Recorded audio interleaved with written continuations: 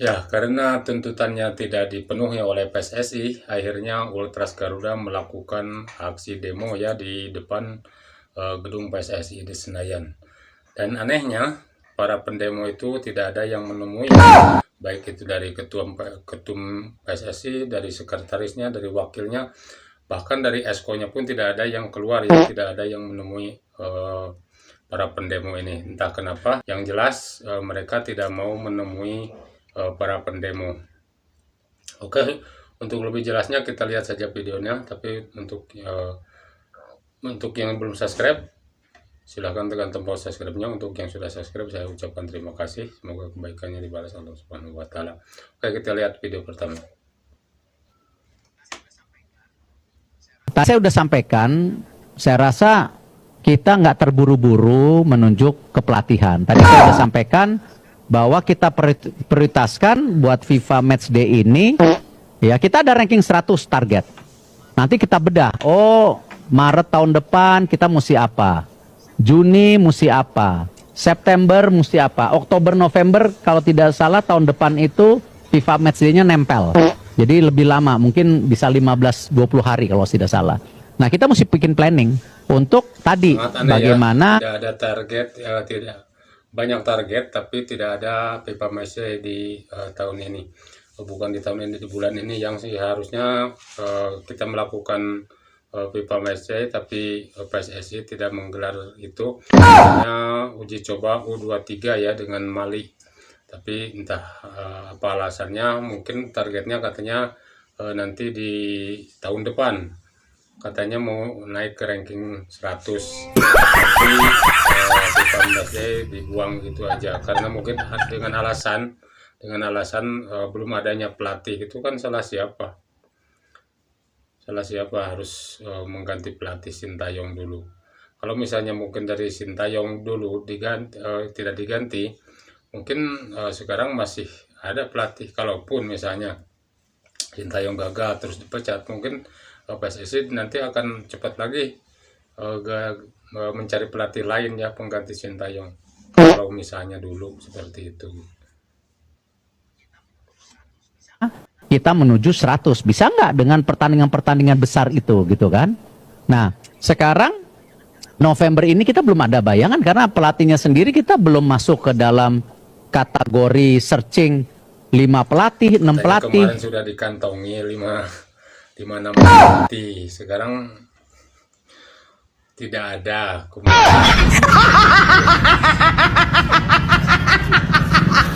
Sangat prihatin gitu teman-teman media. Dan saya yakin teman-teman media di sini bukan bagian dari itu. Karena saya yakin kalian punya check and balance. Bukan media yang masuk kategori hanya menyebarkan hoax. Yang tadi saya udah bilang, tiba-tiba Van Gaal lah seakan-akan, tiba-tiba Frank de Boer lah seakan-akan. Seakan-akan inilah itulah. Itu karena kenapa banyak sekali pernyataan-pernyataan dari para netizen, dari para media, banyak sekali berspekulasi akan memanggil si A, si B, si C gitu. Karena apa? Karena mungkin tidak ada ketegasan dari PSSI. Kalau misalnya PSSI udah ngomong si A, mungkin ya tidak akan ada lagi rumor-rumor seperti itu ya. Kalau misalnya PSSI sudah ngomong bahkan mereka mau ngambil salah satu pelatih, siapapun itu gitu kan pelatihnya. Ini kan tidak ada. Ini tidak ada penjelasan mau ngambil si A, takut gitu kayaknya, takut dibully lagi mungkin sama netizen Indonesia. Ya kalau jelek untuk apa? Mengganti itu harus dengan yang lebih baik, bukan yang lebih buruk. Dan percayalah kepada kami, inilah hubungan yang harus baik gitu. Jadi at interim kita belum kepikir. Ini kita masih, ya percuma kita searching 10 pelatih kalau dikontak mereka udah bilang, waduh kita nggak kuat lah. Aneh. Aksi di GBK Arena, Ultras Garuda suarakan revolusi di tubuh PSSI.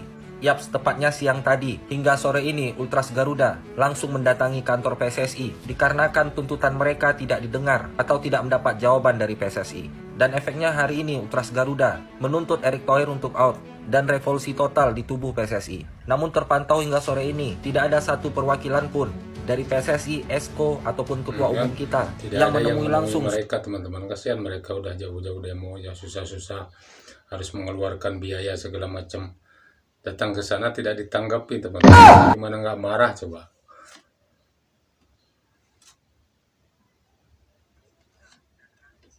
supporters Garuda, dan hal ini sangat kita sayangkan, di mana seolah-olah PSSI tidak memberikan jawaban apapun terkait tuntutan yang disuarakan oleh supporter Ultras Garuda. So jadi kita harus ikut suarakan revolusi total di tubuh PSSI.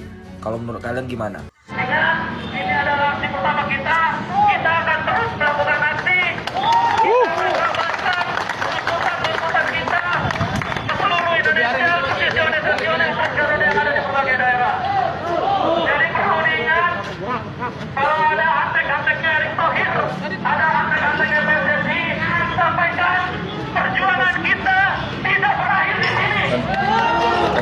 Tidak ditemui siapa-siapa, hanya cuman ditemuani sama polisi-polisi yang berjaga aja. Itu kasihan.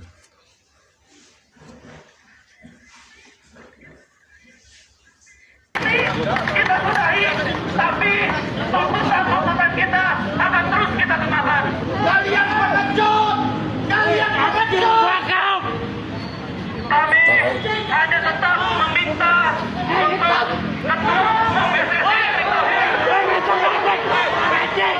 Tolong lo di atas. Kami tetap meminta ketua umum Erick Thohir untuk menjawab, merespon tuntutan-tuntutan Ultras Garuda poin per poin. Pemirsa, hari ini sekitar 100 supporter dari timnas sepak bola Indonesia atau Ultras Garuda menggelar aksi demonstrasi di depan gedung GBK Arena atau kantor PSSI di kawasan Senayan, Jakarta Pusat. Aksi ini digelar usai pertemuan para Ultras dengan Ketua Umum PSSI Erick Thohir dilakukan. Namun setelah pertemuan dilakukan, tidak ada langkah-langkah konkret yang diambil oleh PSSI terkait dengan tuntutan dalam pertemuan tersebut. Setidaknya ada 5 tuntutan dari Ultras Garuda, diantaranya adalah transparansi total PSSI, di mana supporter menuntut keterbukaan soal evaluasi timnas dan arah pengelolaan sepak bola tanah air. Kemudian yang kedua adalah keputusan pelatih senior yang jelas, atau para supporter ini memprotes ketidakjelasan soal proses rekrutmen pelatih setelah kursi pelatih kepala kosong pasca dipecatnya Patrick Kluivert bisa gagal. Minta kejelasan siapa yang akan menjadi pelatih, itu aja.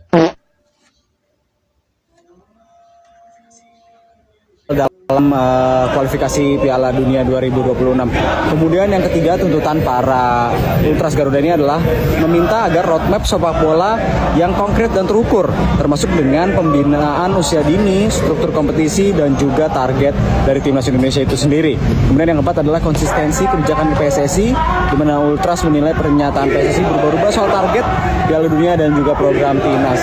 Kemudian para demonstran juga menuntut pertanggungjawaban soal absennya timnas di FIFA Matchday, di mana di FIFA Matchday November 2025 ini timnas Indonesia satu-satunya negara ASEAN yang tidak ikut dalam agenda FIFA, sebab hingga saat ini PSSI belum menunjuk pelatih interim ataupun pelatih tetap dari timnas senior. Dan untuk itu PSSI didorong agar membuka ruang dialog yang nyata bagi para supporter, sehingga para supporter ini dapat diperhitungkan sebagai bagian dari ekosistem sepak bola nasional. Berhasil mencetak sejarah, membawa negara Asia Tenggara menang pertama kali pada Piala Dunia U17. Tapi El Sintayong Ismanova Arianto justru menganggap ini adalah kegagalan dan meminta maaf. Ada ya salah satu pelatih, ya dia sudah gagal tapi dia tidak mau meminta maaf. Tapi ini sudah ada satu pelatih juga, yaitu Nova Arianto Kusnova. Dia meminta maaf kepada publik karena kegagalannya gitu. Nah, sementara ada pelatih yang bernama besar gitu katanya, tapi jangankan minta maaf, datang ke Indonesia pun enggak gitu. Saudi langsung balik ke kampung halamannya. Tapi ini kenapa dia dengan gagah berani meminta maaf ya, karena mungkin maaf itu mudah dilakukan tapi sangat sulit sekali untuk diucapkan. Lanjut. Minta maaf, Coach Nova ngapain? Yang udah bikin gagal ke Piala Dunia senior aja gak minta maaf tuh. Si itu tuh si kawan. Mari kita bahas, boy.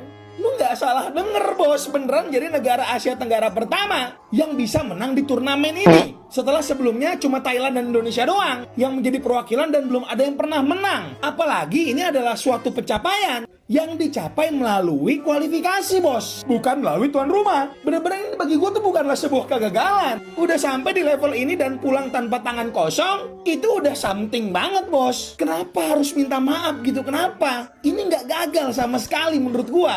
Kok bisa gitu? Jadi orang tuh baik banget gitu. Saya yang baik-baik tuh nggak disukain tuh biasanya. Bahkan nggak cuma maaf doang, bos. Doi juga ucapin terima kasih kepada supporter yang datang ke Qatar. Udah maaf, makasih. Kalau pelatih pilihannya itu boro-boro tuh, nyamperin ke tribunnya kagak mau. Kalah 0 poin round 4. Wah, ini sih parah sih. Ini salah satu idola baru gua nih. Determinasi, dedikasi. Ini kalau sampai ada yang coba-coba ganggu Coach Nova sih, gua maju paling depan nih, bos. Asli, pokoknya keren banget lah Nova Arianto. Gak bohong, gua keren banget. Bisa minta maaf padahal nggak salah dan bisa memberikan makasih tanda apresiasi. Nggak kayak siapa itu ya? So, kalau menurut kalian gimana nih, boy? Coba tulis di bawah ya. Terima kasih banyak pada foto. Ya, meminta maaf itu sangat mudah untuk diucapkan, tapi sangat sulit untuk dilakukan. Itulah minta maaf ya, karena mungkin si itu pun tidak meminta maaf ke kita itu karena mungkin itu